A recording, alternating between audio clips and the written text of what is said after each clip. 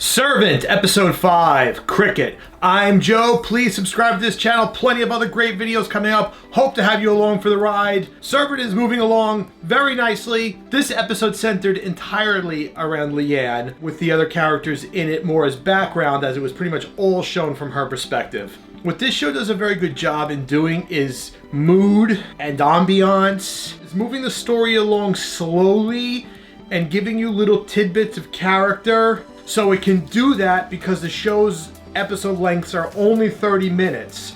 So that 30-minute length is allowing the story, in my opinion, to sort of slowly build more through ambiance and mood and little details and little hints and clues and little things happening here and there that wouldn't work if they tried to make this a 45, 50, 60-minute episode. It wouldn't work as well, I don't think, if they had put two episodes together or tried to do a shorter season with 45-minute episodes and you know, position these episodes differently. Something's very wrong in this house, and we don't know what it really is yet. Everybody except for Dorothy, who's catatonic at times, as we saw in the very beginning of the episode, everybody else is in business for themselves. Sean knows what Julian's pulling, and Julian's pulling his own different stunts, and Leeann knows that Sean and Julian knows, but she's still going along because everybody's going along with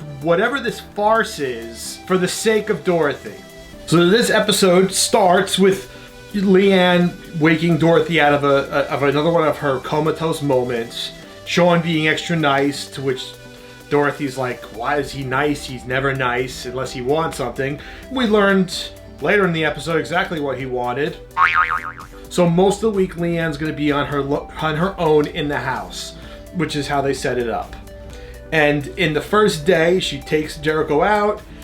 She goes past a young Asian girl and the girl she's the sitter for, comes back to the house, discovers the door is open, walks inside with the baby. Toby's in the basement preparing stuff, but he didn't let himself in through the front door, so we know there's an intruder afoot.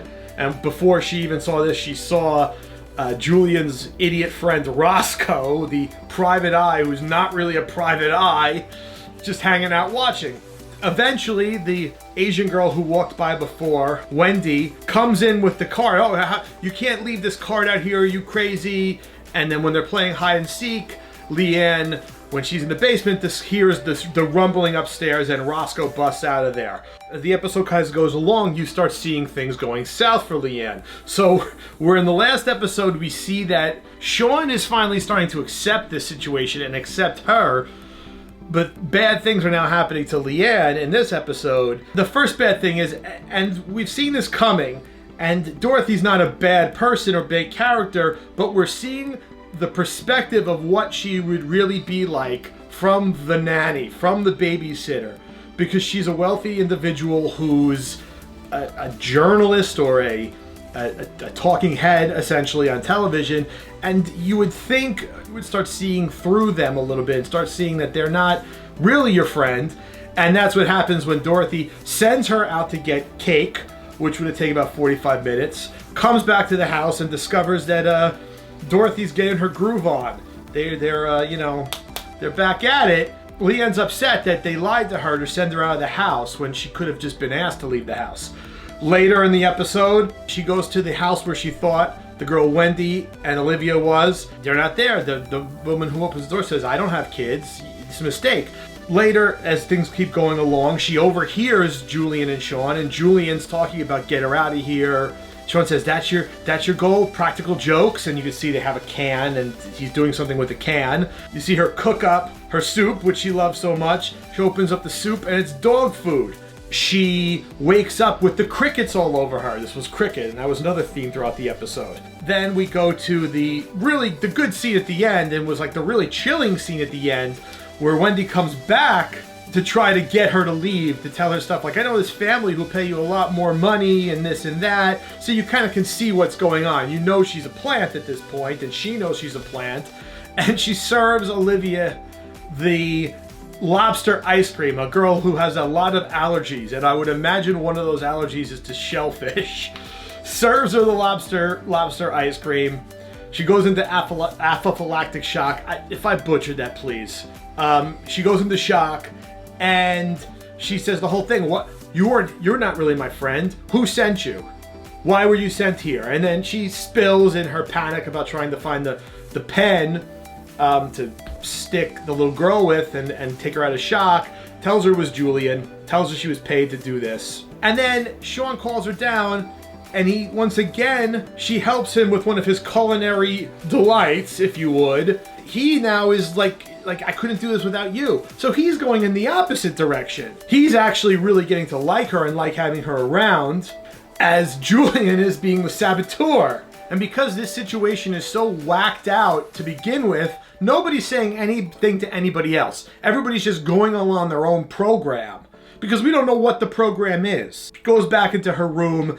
She pulled down her dress. I'm like, oh, is she gonna do what I think she's gonna do? And yeah, she went all, 14th century Catholic monk and started friggin' flogging herself for her sins. Now, what sin was she flogging herself for? That she did what she did and she gave the little girl the lobster ice cream sense of shock?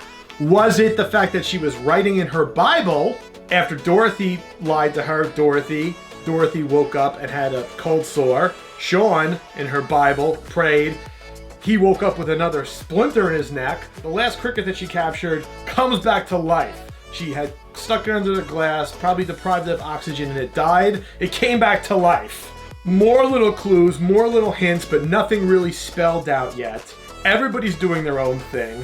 Is she supernatural? Really chilling scene when you saw the deterioration of what was happening to her throughout the day, and it culminating in getting that little girl to go into shock deliberately, clearly deliberately. She knew what she was doing. Julian's coming off to be like a total moron, basically. Why would he think this was a good idea to poke at her like this? Why would he think that would go well for him? He's been drinking too much wine. Side note, Sean's operation is clearly in code violations. He's got crickets just running around his house. He's got a rat in his basement. Folks, if you're in the greater Philadelphia area, do not eat anything from Sean Turner's restaurant or wherever he's catering at that day. As I'm doing this episode, we're now a week before Rise of Skywalker comes out. And if you had told my 21-year-old self 20 years ago that you would be more interested in a show about dead baby and a few other people that all takes place in one tiny little house, you'd be more interested in that than Star Wars Episode 9, I would look at myself and say, what do I become? It wasn't what I became, it's what television has become. It's what movies has become. It's what Disney has become and what Apple TV Plus has become. Apple TV Plus, from what I've seen, is giving us some intriguing adult-oriented content that's taken some chances and that's interesting to watch. Yes, this show is absolutely preposterous. This situation really makes no sense. When you really get down to the nitty-gritty of it, there's so many questions as to how this is even happening. But you know what? It's making for an intriguing show. You have just a group of people who are all broken and who all have their own secrets, who are all going along in this scenario because of something really awful that must be underlying this. That's what I'm thinking. M. Night Shyamalan said that he envisions this show going on for 60 episodes, so 6 10-episode seasons.